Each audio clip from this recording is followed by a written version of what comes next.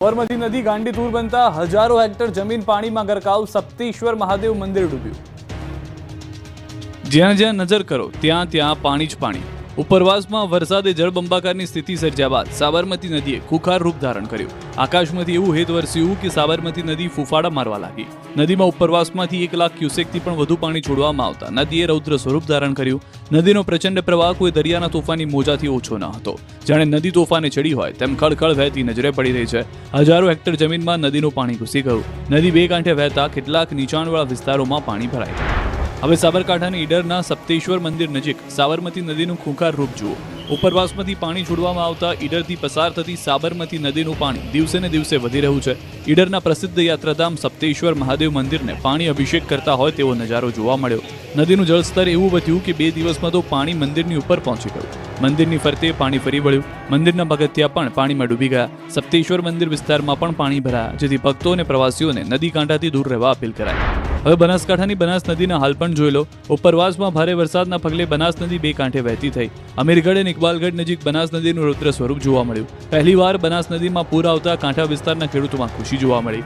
બનાસ નદીમાં પાણીની આવકમાં વધારો થતા દાંતીવાડા ડેમની સપાટીમાં વધારો થશે। નદીમાં નવા નીર આવતા ખેડૂતોમાં બોર અને કૂવાના પાણીના તળ ઊંચા આવશે।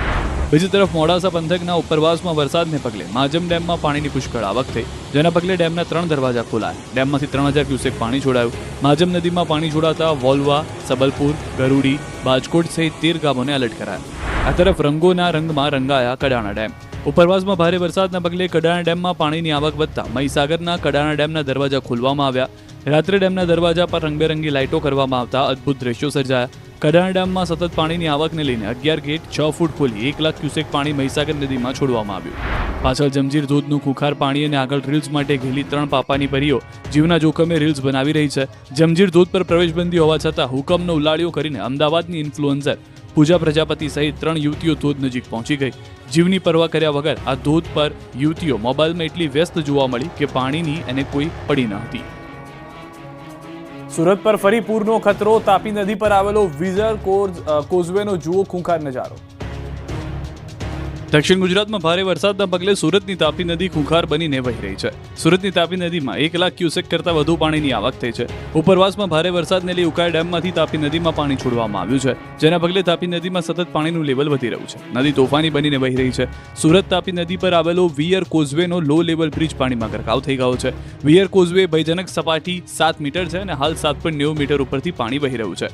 પાણી એટલી પુષ્કળ આવકમાં છે કે 5 વર્ષ ચાલે તેટલું પાણી દરિયામાં વહી જશે। ત્યારે લોકોને વિયર કોઝવેથી દૂર રાખવા માટે તંત્ર દ્વારા સિક્યોરિટી અને પોલીસ મૂકવામાં આવી। આંખોને ટાઢક આપતો આ નજારો સુરતના દેવઘાટ ધોધનો છે। અહીં 1 અઠવાડિયાથી સતત મેઘમહેર થતા ઉમરગામ તાલુકામાં આવેલો દેવઘાટ ધોધ સક્રિય થયો। ઉપરવાસમાંથી પાણીની સતત આવકના પગલે ધોધ ખૂંખાર બનીને વહી રહ્યું છે। વરસાદે અહીં એવી જમાવટ કરી છે કે પ્રકૃતિ સોળે કળાએ ખીલી ઉઠી છે। ચારે તરફ પહાડોએ લીલી ચાદર ઉઠી છે અને વનરાજી વચ્ચેથી ધોધ ખળખળ વહી રહ્યો છે, જેને જોવા માટે મોટી સંખ્યામાં સહેલાણીઓ ઉમટી પડ્યા છે। માત્ર 3 દિવસમાં બીજી વાર સાબરમતી નદીના પાણી રિવરફ્રન્ટ વોકવે પર ફરી વળ્યા। અનેક સાપનું કરાયું રેસ્ક્યુ।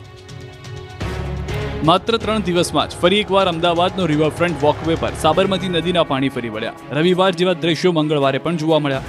ધરોઈ ડેમમાંથી પાણી છોડાતા સાબરમતી ફરી એકવાર રૌદ્ર સ્વરૂપે વહેતી લાગી। રાજસ્થાન અને ઉત્તર ગુજરાતના જિલ્લાઓમાં ભારે વરસાદને કારણે આ વિસ્તારની નદીઓમાં ઘોડાપૂર આવ્યું। ઉપરવાસમાં થયેલી પાણીની આવકને કારણે ધરોઈ ડેમમાંથી સાબરમતી નદીમાં પાણી છોડવામાં આવ્યું છે, જેથી અમદાવાદમાં સાબરમતી નદી બે કાંઠે વહેતી થઈ છે। માત્ર 3 દિવસમાં બીજી વાર અમદાવાદની આન બાન અને શાન સાબરમતી રિવરફ્રન્ટ વોકવે પાણીમાં ડૂબી ગયો। સાબરમતી રિવરફ્રન્ટના વોકવે અને લોઅર પ્રોમિનાડ પર પાણી ફરી વળ્યા। નારાયણ ઘાટની અંદર પાણી આવ્યું। માત્ર પાણી જ ન ફરી વળ્યું, પાણીની સાથે સાથે સાપ, અજગર સહિતના પ્રાણીઓ વોકવે પર તણાઈને આવી ચડ્યા। વોકવે પર દરિયાની જેમ જ મોજા ઉછળતા રિવરફ્રન્ટ પરનો વોકવે બંધ કરવામાં આવ્યો। સપાટીમાં વધારો થતા પોલીસનો બંદોબસ્ત ગોઠવી દેવાયો। સુભાષ બ્રિજ પાસે વોકવે પર પાણી ઘૂસી ગયા। પાણીને જોવા માટે લોકો ઉમટી પડ્યા તો સાપ સહિતના જનાવરોને પકડવા માટે ફોરેસ્ટ વિભાગના વોલેન્ટિયર રિવરફ્રન્ટ પર પહોંચ્યા હતા, જેમાં સાપ દેખાય એટલે તુરંત તેને રેસ્ક્યુ કરવામાં આવતું। બીજી તરફ હાલ સાબરમતી નદીમાંથી પાણી ઓછું કરવા માટે વાસણા બેરેજના 27 ગેટ ખોલી પાણી છોડવામાં આવી રહ્યું છે। 94,000 ક્યુસેક પાણી છોડાઈ રહ્યું છે, જેના પગલે શહેરના 5 ગામ અને ધોળકાના 7 ગામને એલર્ટ કરાયા છે। આ તરફ મધ્ય ગુજરાત અને સૌરાષ્ટ્રના જળાશયોમાં આવ્યા છે નવા નીર। પોરબંદર પંથક અને આસપાસના વિસ્તારમાં વરસાદના પગલે અનેક ડેમો છલોછલ થઈ ગયા છે। ત્યારે ફોદાળા ડેમ બાદ ખંભાળા ડેમ પણ ઓવરફ્લો થયો। પોરબંદરનો મુખ્ય ડેમના એક એવા ખંભાળ ડેમ ઓવરફ્લો થતા જિલ્લાવાસીઓમાં ખુશીનો માહોલ જોવા મળી રહ્યો છે. આ તરફ ગોંડલનું રાજવી કાળનું વેરી તળાવ ઓવરફ્લો થવાની તૈયારીમાં છે. ઓટોમેટિક 75 પાટિયા ધરાવતું વેરી તળાવ હાલ ઓવરફ્લો થવાથી સપાટીથી માત્ર 3 ઇંચ જ બાકી છે.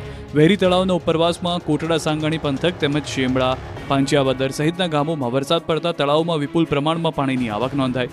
તંત્ર દ્વારા ગોંડલ, કંટોલિયા, વોરા, કોટડા સહિતના ગામોના લોકોને નદીના પટમાં અવરજવર નહીં કરવાની સૂચના અપાઈ. પ્રથમ વખત વેરી તળાવ ઓવરફ્લો થવાની તૈયારીને લઈને લોકોમાં ફેલાઈ છે આનંદની લાગણી. આ બાજુ ઉપલેટાના ગઢાળા ગામને કોઝવે ધોવાઈ ગયો છે.